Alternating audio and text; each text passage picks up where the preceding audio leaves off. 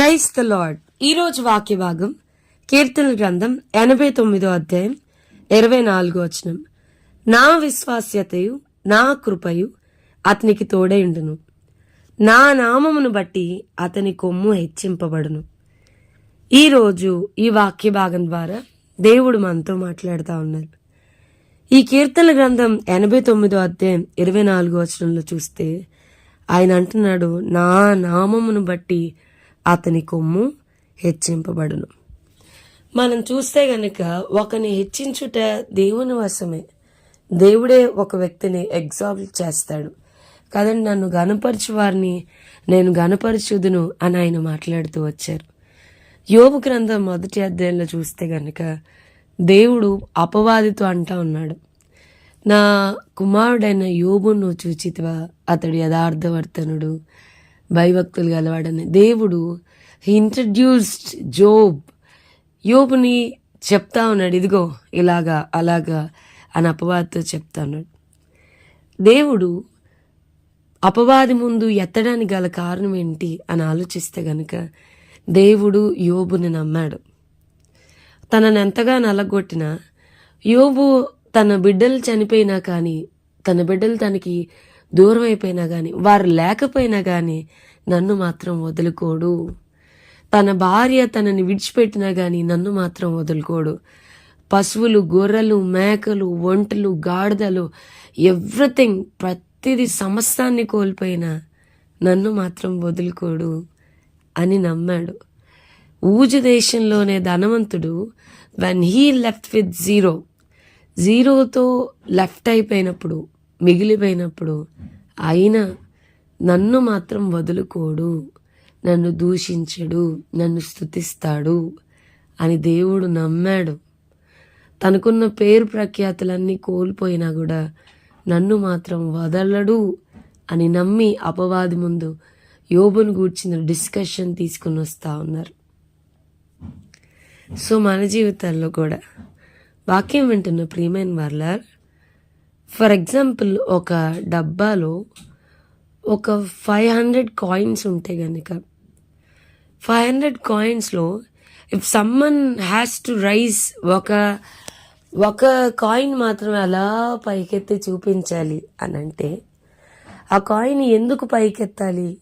మిగతా 499 మధ్యలో ఆ ఒక్క కాయిన్ని పైకెత్తడానికి ఏం కారణమై ఉండొచ్చు అని ఆలోచిస్తే నా హృదయంలో ఈ మాటలు చాలా దుఃఖంతో ఉన్నాయి. And I'm speaking it with a heavy heart. చాలా భారముతో ఈ మాటల్ని చెప్తా ఉన్నాను. హృదయంలో దుఃఖం అలాగ పొంగుతూ ఉంది.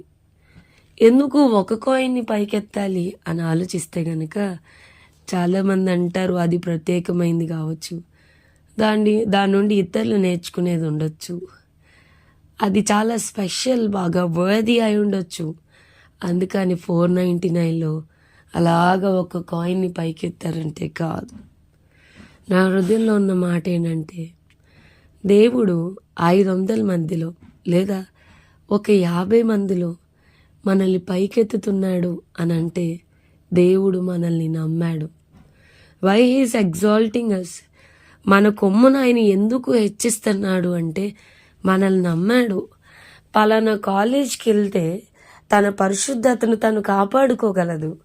ఇలాంటి బ్యాడ్ పీపుల్ మధ్యలో ఇన్ మిడ్స్ ఆఫ్ ఆ కాలేజ్ ఎంత పాడైనదో, ఆ కాలేజ్ యొక్క అట్మాస్ఫియర్ ఏంటో దేవునికి అన్నీ తెలుసు. ఆ జాబ్లో ఉన్న కొలీగ్స్ ఎలాంటి వారు దేవుడికి అన్నీ తెలుసు.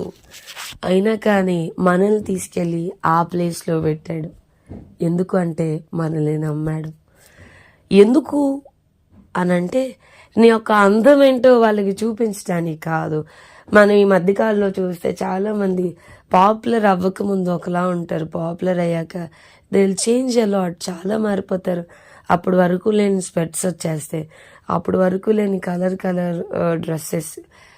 లైక్ ప్రజలు ఎక్కువ పాపులర్ అయ్యే కొద్దీ వాళ్ళ అందము, వాళ్ళ అపియర్ అయ్యేది, కనబడేది మార్చుకోవడానికి ప్రయత్నం చేస్తూ ఉంటారు కదా. దేవుడు మనల్ని హెచ్చిస్తుంది. పలానా కాలేజ్కి, పలానా స్థలానికి, పలానా సంఘానికి పలానా స్కూల్కి ఎందుకు నడిపిస్తున్నాడు అని అంటే just show who he is, ఆయన ఎవరో కనపరచడానికి. దానియేలు కొమ్మును దేవుడు హెచ్చించినప్పుడు, దానియేలుని సింహాల గుహలో వేసినప్పుడు రాజు వచ్చి దానియేలుని ఏమని పిలుస్తుందంటే, జీవం గల దేవుని సేవకుడు అయిన దానియేలు, నీవు నిత్యము అనుదినము సేవించున్న నీ దేవుడు నిన్ను కాపాడగలిగిన, రక్షింపగలిగినా అని అంటున్నాడు. దానియేలు తన కొమ్మును పైకెత్తినప్పుడు తన దేవుడు ఎవరో, ఈజ్ అ లివింగ్ గాడ్, ఆయన జీవం గల దేవుడు అని కనుపరిచాడు. మన ప్రాంతంలో మన కొమ్మును పైకెత్తుతున్నప్పుడు ఎత్తబడిన మనము, హెచ్చించబడిన మనము, మన మైండ్లో గుర్తుపెట్టుకోవాల్సిన విషయం ఏంటంటే, మనం ఇప్పుడు అనేక మందికి కనబడేలాగా దేవుడు చేశాడు. అనేక మంది మధ్యలో మన కొమ్మును పైకెత్తాడు. ఇప్పుడు మనం మన స్టైల్స్ కాదు, మన డ్రెస్సింగ్ సెన్స్ కాదు, హౌ బ్యూటిఫుల్ వీఆర్ అనేది కాదు, మన థాట్స్ ఎలా ఉంటాయి, మనం కూర్చునేది ఎట్లాగా, అందుకనే నువ్వు యు ఆర్ సమ్వన్, అందుకనే దేవుడు నిన్ను హెచ్చించాడని కాదు. నువ్వు జీరో అయినా, నువ్వు నథింగ్ అయినా, నీకు విలువ లేకపోయినా నీ దేవుడు నిన్ను నమ్మి పైకెత్తాడు అనేది, నమ్మి హెచ్చించాడు అనేది మనం కనపరచాలి. నీ దేవుడు ఎవరో మనం చూపించాలి. వాక్యం వింటున్న ప్రియమైన వారులారా, మీరు ఒప్పుకోగలరా? దేవుడు మిమ్మల్ని నమ్మాడు, అందుకనే ఆ కాలేజ్కి, ఆ స్కూల్కి, ఆ స్థలానికి మిమ్మల్ని నడిపించాడు. ఎంతవరకు, how far you are faithful, ఎంతవరకు నమ్మకంగా ఉన్నాం? ప్రార్థన చేసుకుందాం. ప్రభువా, ఈరోజు వాక్య భాగం ద్వారా మీరు మాతో మాట్లాడినందుకు ఉన్నారు. నా హృదయం దుఃఖంతో నిండిపోయింది ప్రభువా. నువ్వు నన్ను నమ్మావు, నా ప్రాంతానికి నన్ను ఒక సేవకురాలిగా పరిచయం చేసావు, నన్ను నమ్మావు ప్రభువా. ఇప్పుడు నేను నా రోడ్డులో నడుస్తున్నప్పుడు, దిగుతున్నప్పుడు దేవా, ప్రజలు నన్ను ఒక సేవకురాలిగా చూస్తారు, నీ యొక్క రిప్రజెంటేటివ్గా చూస్తారు. నేను ఎంతో జాగ్రత్తగా ఆయన క్రీస్తు సువార్తకు తగిన ప్రవర్తన మేము కలిగి ఉండడానికి కృపను అనుగ్రహించమని యేసు నామమున అడిగి వేడుకొంచున్నాం తండ్రి. ఆమేన్. God bless you and have a blessed day.